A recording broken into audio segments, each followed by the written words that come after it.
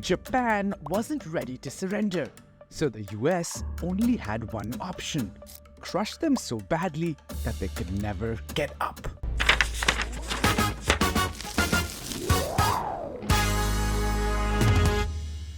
Welcome to Behind the Date.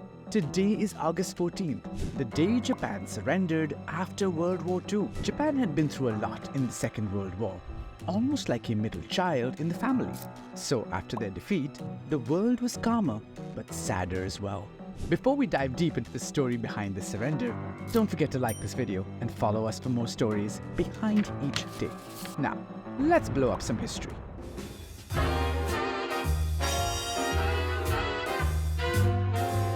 Back in July of 1945, Japan was trying to pull off some serious diplomatic acrobatics against the war. They aspired to forge a strong alliance with the Soviet Union, and they were engaged in negotiations regarding a peace treaty.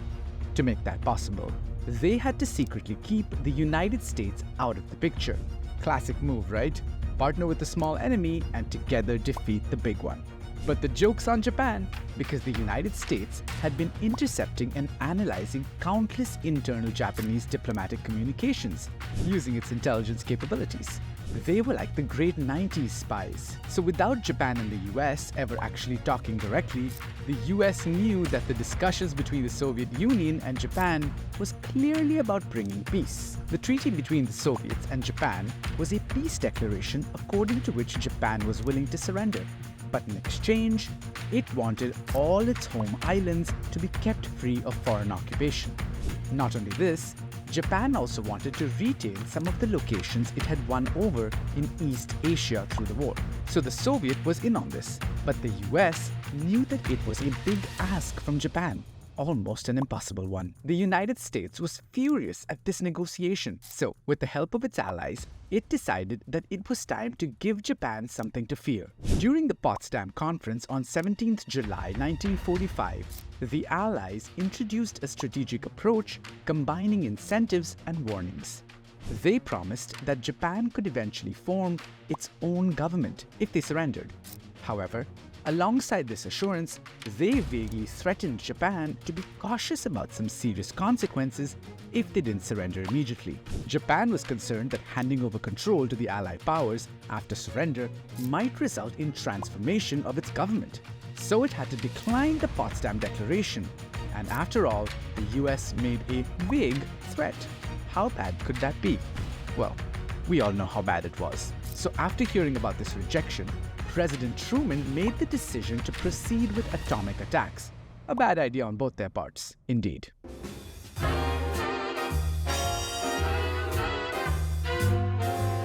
Even though the Emperor of Japan at that time, Hirohito, was convinced to surrender, the Japanese Minister of War and the heads of Army and Navy remained steadfast in their position to stay strong.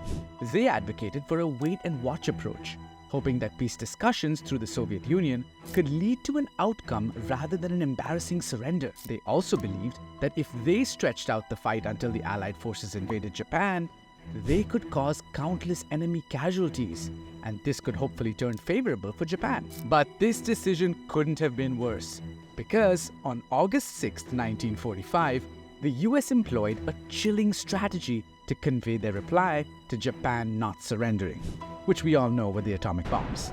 This resulted in the gruesome death of over 70,000 innocent people who had no say, no clue, and no reason to suffer these consequences. Shockingly, that wasn't enough. Shortly after the atomic bomb struck Nagasaki on August 9, 1945, killing almost 40,000 people in no time, in a nearly synchronized twist of fate, the Soviet Union announced its entry into the war against Japan. Last we heard, Soviet was ready to join hands with Japan, but in no time, they backstabbed Japan.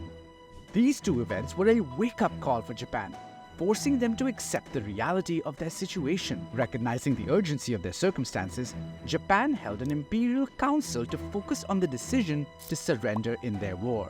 This meeting took place during the evening of August 9th and went on till the morning of August 10th, 1945. And you'd imagine, after trying so hard to fight, being bombed with the worst bombs in humanity, being backstabbed, they'd give up. But no, the vote for surrender at the Imperial Council meeting resulted in an evenly split, a 3-3 deadlock amongst the council members.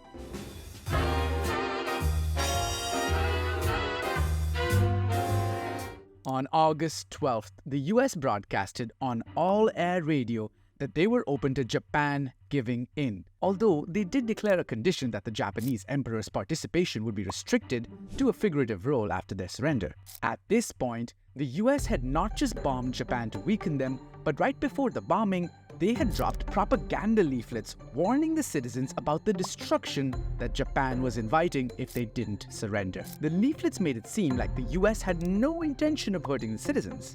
And just like the US wanted, these leaflets started sowing seeds of dissent and division among the citizens. Fearing a rebellion, the emperor took matters into his own hands and accepted the Allied surrender conditions on the radio. This was when surrendering was finalized, and the end of the gruesome war started. So you see, Japan's surrender wasn't as simple as your history books taught you. There was drama, ego, spying, backstabbing, gossiping, and everything a good soap opera has. But jokes aside, it was heartbreaking that Japan and the entire world had to go through a war as gruesome and dark as the World War II. And this is not where the drama stops. If you're fully invested in this part of history, this next video on the Soviet Union's first hydrogen bomb test is going to literally blow your mind. Make sure you are subscribed to Behind the Date so that you can uncover the stories behind each special day. Bye-bye. I'm going to unravel the wild story of the hydrogen bomb.